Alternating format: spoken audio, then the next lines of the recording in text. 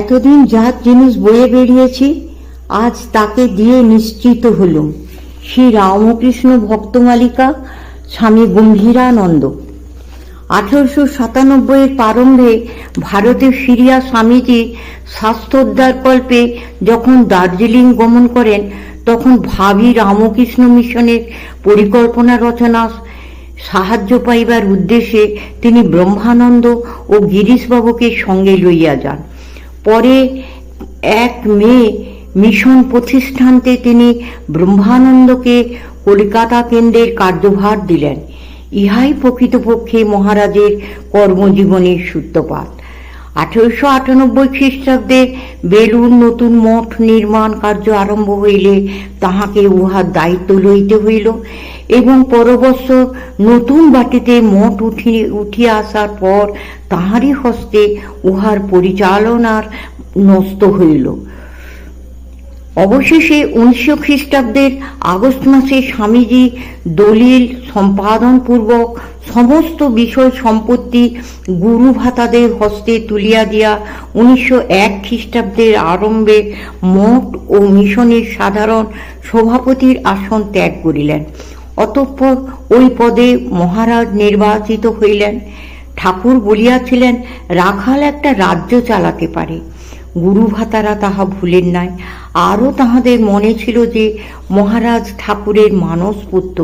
তাই একদিন স্বামীজি অতর্কিতে মহারাজকে প্রণাম করিয়া বলিয়াছিলেন, গুরুবৎ গুরুপুত্রেষু। প্রত্যুৎপন্নমতি মহারাজও ইহাতে অপ্রস্তুত না হইয়া প্রতি প্রণাম করিয়া উত্তর দিয়াছিলেন, জ্যেষ্ঠ ভ্রাতা সমপিতা। বস্তুত ইহারা প্রত্যেকের স্বরূপ অবগত ছিলেন। অধিকন্তু স্বামীজির ইহা অধিক জানা ছিল যে বিশাল জগতে নব অনুপ্রেরণা জাগাইবার দায়িত্ব যিনি গ্রহণ করিয়াছেন, তিনি দৈনন্দিন খুঁটিনাটির মধ্যে আপনাকে আবদ্ধ রাখিতে পারেন না। অতএব সংগৃহীত সমস্ত অর্থাদি মহারাজের হস্তে অর্পণান্তে স্বস্তির নিঃশ্বাস ফেলিয়া তিনি বলিলেন, এতদিন যার জিনিস বয়ে বেরিয়েছি আজ তাকে দিয়ে নিশ্চিন্ত হলুম। এখন হইতে আমরা মহারাজকে সংঘাধ্যক্ষ রূপে পাইব। যৌবনে শ্রী শ্রী ঠাকুরকে অবলম্বন করিয়া স্বামীজি ও মহারাজের মধ্যে যেমন একটা সুদৃঢ় সখ্যভাব প্রতিষ্ঠিত হইয়াছিল, তেমনি তাহাদের মধ্যে ছিল একটা আবাল্য অকৃত্রিম দিব্য প্রেমবন্ধন। রাখালরাজকে সভাপতি পদে প্রতিষ্ঠিত দেখিয়া স্বামীজি বলিয়াছিলেন, রাখাল, আজ হতে সব তোর, আমি কেউ নই।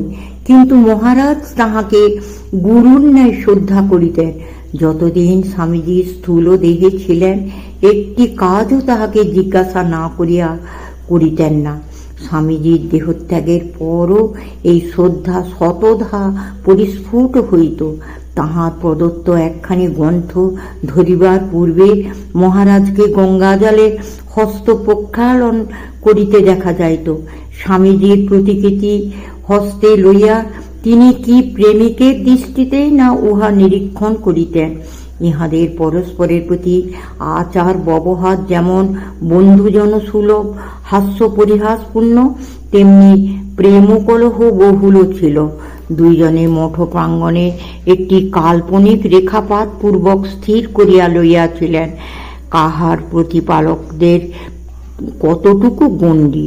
এই রেখা অতিক্রম পূর্বক একের হাঁস প্রভৃতি অপরের বাগানে আসিয়া পড়িলে তুমুল প্রেমকলহ উপস্থিত হইত এবং সারা মঠ সে আমোদে মাতিয়া উঠিত। এদিকে রোগে ভুগিয়া স্বামীজির মেজাজ সব সময় ঠিক থাকিত না। তাহার দিন অল্প, তাই পরিকল্পনাগুলি দ্রুত কার্যে পরিণত হইতেছে না দেখিয়া ধৈর্যচ্যুতি হইত, আর সে বিরক্তির অধিকাংশই আসিয়া পড়িত মঠাধ্যক্ষ মহারাজের উপর। আবার পরক্ষণে নিজের ভুল বুঝিয়া তিনি বলিতেন, রাজা রাজা, আমায় ক্ষমা কর, আমি কি অন্যায় না করেছি? তোমায় গালাগালি করেছি, আমায় ক্ষমা করো। আর তিনি মুক্ত কণ্ঠে বলিতেন, আমাকে সবাই ত্যাগ করতে পারে, কিন্তু আমি জানি রাজা আমাকে কখনো ছাড়বে না। আর দুনিয়ায় যদি কেউ আমায় গালাগালি সহ্য করে থাকে সে একমাত্র রাজা। মহারাজও মনে করিতেন সে বকেছে তো হয়েছে কি, আর স্বামীজির অনুশোচনা দেখিয়া তিনি বলিতেন, তুমি অমন করছো কেন? আমায় গালাগাল দিয়েছ তাতে হয়েছে কি? তুমি ভালোবাসো তাই তো এসব বলেছ। এই নিবিড় প্রীতি সম্বন্ধ আমরা লোকদৃষ্টিতে বুঝিব কিরূপে? মহারাজ একদিন ঠাকুরের একটি আদেশ অমান্য করিলে ঠাকুর সহাস্যের নিকটবর্তী দিগকে বলিয়াছিলেন যে রাখাল এতদিনের সত্য সত্যই তাহাকে পিতার ন্যায় ভালোবাসিয়াছেন বলিয়াই ঐরূপ আপনার জনের ন্যায় আবদার করিতে পারিয়াছেন। মহারাজ ও স্বামীজির সম্বন্ধ বুঝিতে হইলে আমাদিগকেও ওই অলৌকিক প্রেমের দৃষ্টি অবলম্বন করিতে হইবে। বস্তুত শুধু নেতা ও পরিচালিতের সম্বন্ধ লইয়া রামকৃষ্ণ সংঘ গঠিত হয় না।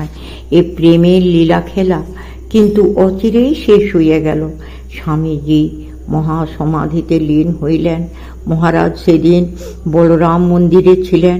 সংবাদ পাইয়া ছুটিয়া আসিলেন এবং প্রিয় ভাতার বক্ষস্থলে ঝাঁপাইয়া পড়িলেন। স্বামী শারদানন্দ তাহাকে সন্তর্পণে তুলিয়া আনিলে দীর্ঘ নিঃশ্বাস ছাড়িয়া বাষ্প গদগদ কণ্ঠে তিনি বলিলেন, সামনে থেকে যেন হিমালয় পাহাড় অদৃশ্য হয়ে গেল।